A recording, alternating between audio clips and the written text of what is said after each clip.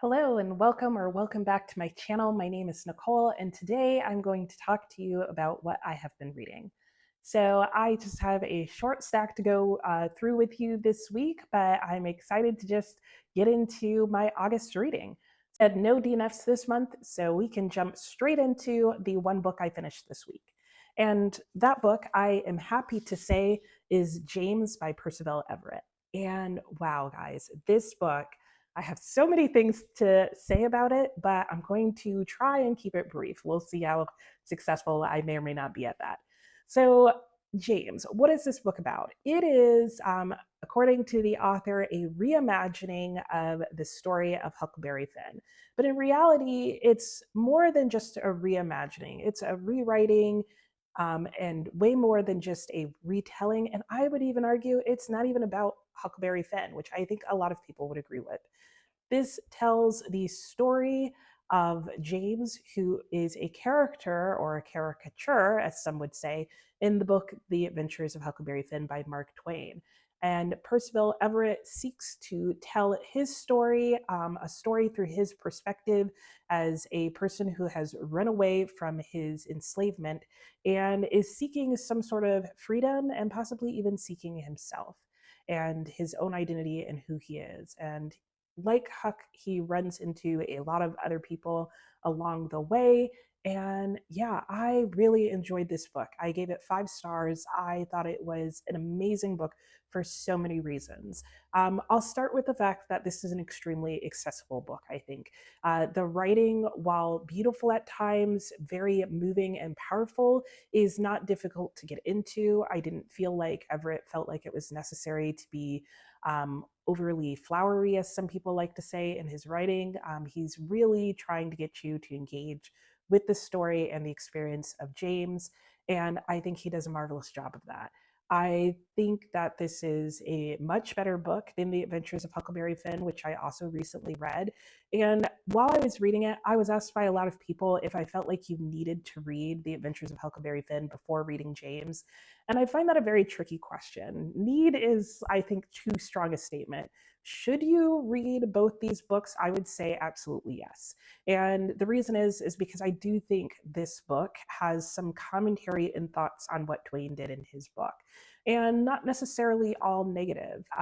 There are marked contrast in what Everett does in his stories, so I would not say read those two books so that you can compare the storylines and that kind of thing. Like if you're expecting this to just literally be a retelling, Percival Everett, in a lot of interviews, I understand, is very explicit about the fact that this is not retelling the story that Huck told. In a lot of ways, this is telling a different story for a very specific purpose. And I think some of that purpose is lost if you don't have the background of The Adventures of Huckleberry Finn.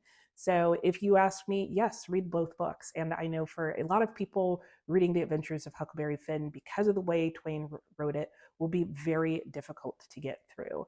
At the very least, I would read a really good synopsis and plot outline that features like chapter by chapter and goes through that entire book that way, so that at least you're getting a sense of what happens in Huckleberry Finn, what the characters are like. All of those things I think are very important. So you'd have to read like some really detailed Spark Notes or something. Anyway, getting back to this book, I think one of the high points in here was just how this story covers a lot of different elements of slavery, but in a fashion that isn't like re traumatizing. I think sometimes authors, when they write stories about American slavery, can do so in a way that can either like re traumatize people who have, not necessarily experienced it, but certainly if you experienced any type of enslavement or abuse, but it can re traumatize people who have had to live with that in their past, as in the past to their ancestors. Sometimes it can also be traumatizing itself. I did not personally find this book either of those things. That is not to say that this book does not deal with some very heavy topics and have scenes that are very difficult to digest. It does, but I think the approach is in a way where it is presenting you with things that are really getting you to think about the truth of these situations. I think that is one of the biggest effects of this perspective change between the characters. Yeah, it brought a book that was maybe too childish and too much so an adventurous story and fantastical in nature, that being the adventures of Huckleberry Finn. And it brought it very much into the realism of American slavery. And I think that was quite needed. I was pretty disappointed when I read The Adventures of Huckleberry Finn by quite a few elements of it, though I think I did give the book a 3 star. It's not a bad book. I think there's just problems with it, especially carrying it forward into the future. I think it's a book that potentially served a different purpose and may have worked for a variety of reasons at the time it was written. And I think Percival Everett in this book even kind of addresses why Huckleberry Finn at the time kind of had to be the story that it was. But we're not in those times anymore. And so there are reasons that this needs to be the story that it is, and I think is the better story between the two. So I would say if you're going to read only one of the two stories, I would read this one. I think you will find much more life connections and way better themes and truths to think about in this book in the long run. Were there any lows for me in this book? I don't know that there really were. There were some worldviews, and there were definitely decisions that were made by James in this book that I don't personally agree with. But to me, I wouldn't count those as things that take away from the book. I think they were spelled out and put into the book in a really solid fashion. And I think they worked well for the character of James. And I think they worked well for the purpose of getting a reader to consider them. Just because they didn't all convince me, I don't think means that they were poorly done. Overall, this is a really well written book. I would recommend it to anyone who wants a bit more insight into American slavery, what it may have been like to have been an enslaved person, and just some of the history and past, and sadly sometimes present, that African Americans have experienced over the course of American history. There are things and people in here you will not like at all. But I think he brings up enough difficult situations and topics that it's worth considering. There's a lot about this book that kind of reminded me of Colson Whitehead's The Underground Railroad, but I also have to say between those books, I'd say that this is the better book. I think the topic is handled better. I think the different subjects that come up from that time period are woven together in a more coherent and satisfying way in the story of James. I think Percival Everett uses the plot of someone running away and going from place to place and encountering different people in situations to the great benefit. I really loved everything about this book. I would definitely read more by Percival Everett in the future, and I'm so glad that I read this book. And because I love a good book project, the book Candide by Voltaire. Is that right? I think that's right. But Candide features significantly throughout this book in a couple of different times, and that is a book I've been wanting to read. So, in light of this book, I'm looking even more forward to reading that book. And yeah, if you want to know more detailed thoughts about what I thought about this, I did host a read along on the Story Graph, so you should be able to still join that. And you can see the comments that I made, about 4 or 5 chapters at a time on this book. Also, on my Discord, I do have a channel dedicated to the discussion of James and Huck Finn, where I personally talk just about points of comparison between the two books, and not literally just plot line to plot line, but just in general what I got out of reading these two stories together, how they were similar, how they were different, and all of my thoughts on that. But yeah, so that's it for this book. I highly recommend this book to anyone and everyone. I thought it was a really just fascinating and deep read, and it gave me a lot of food for thought. So, like I said, that is the only book that I finished this week. So that gets me into what I'm currently reading. And the first book I'm going to talk about is Strange the Dreamer by Laini Taylor. So, two very different books in a lot of ways, though in some ways maybe not so different. Anyway, I am buddy reading this with Alex, and we are almost done. I have listened to this book entirely on audiobook that I got out from my library on Libby, the Libby app, and I'm really enjoying the audiobook. I think it's really well done. It is kind of slowly done, so I've had to put it on, I think, like 1.5 speed, which is pretty high for me.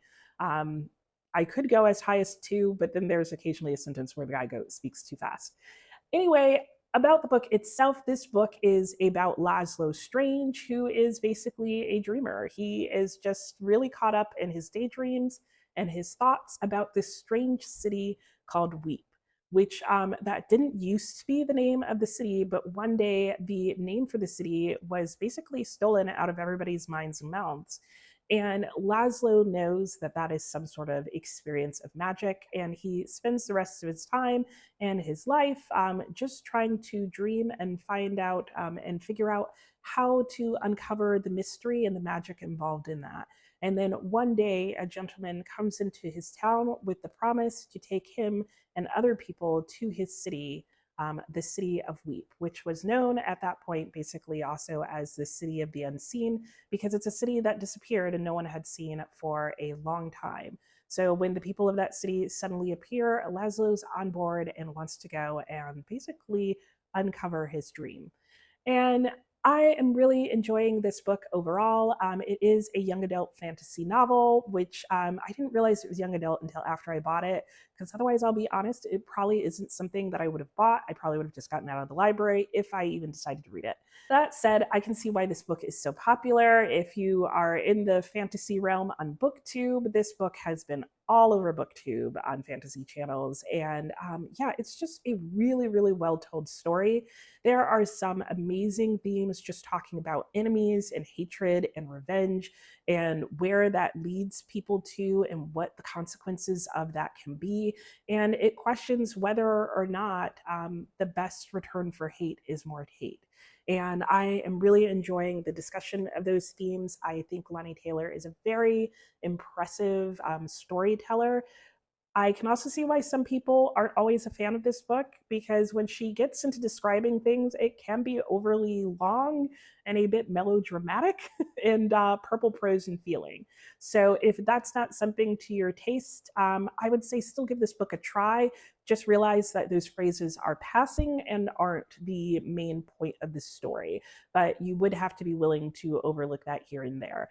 The characters in this are younger, I would say teenage feeling characters, if they're not all necessarily teenagers. But I don't feel like they're particularly angsty ones. I feel like the vast majority of the characters in this book have very good head on their shoulders and are. I think my favorite part of this is that I feel like her characters respond to these fantastical and magical situations in very human, believable ways. So, despite the fact that this is a fantasy, there's quite a bit of realism that is written into it.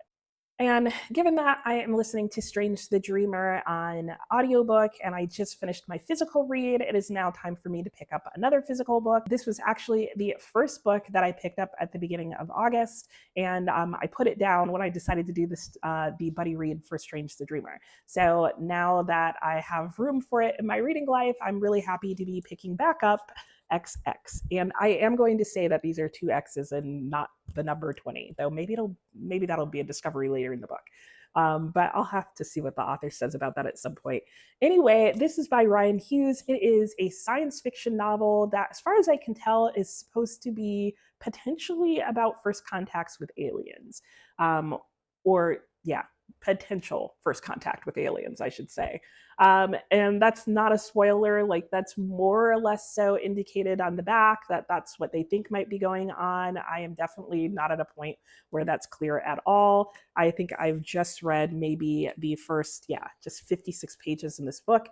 And again, I put it down to get more involved in these books. I do plan on finishing this book, though I did find even in the first 50 pages that every time we switch to just simply following our protagonist around, I don't so far like it quite as much. He is very thoughtful and in his head, and his head is full of a lot of science and math jargon that so far just isn't catching me.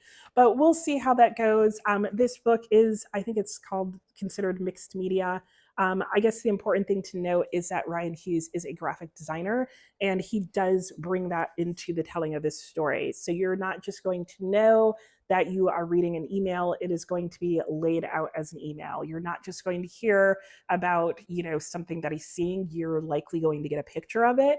And I can really appreciate all the visual representation going on in here.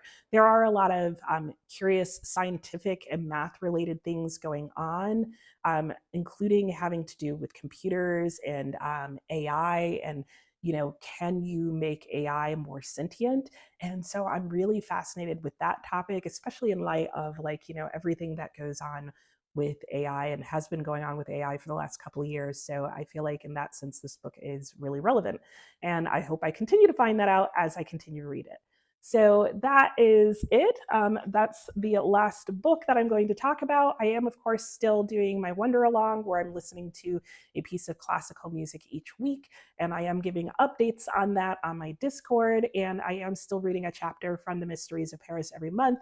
But for both of those, I will do my thoughts on those real quickly in my monthly wrap up, or maybe just in my last video for my August reads. So you can look forward to that as well. So let me know what you're reading so far in August, or what you're looking forward to and how things are going. And I will talk to you next time. Bye.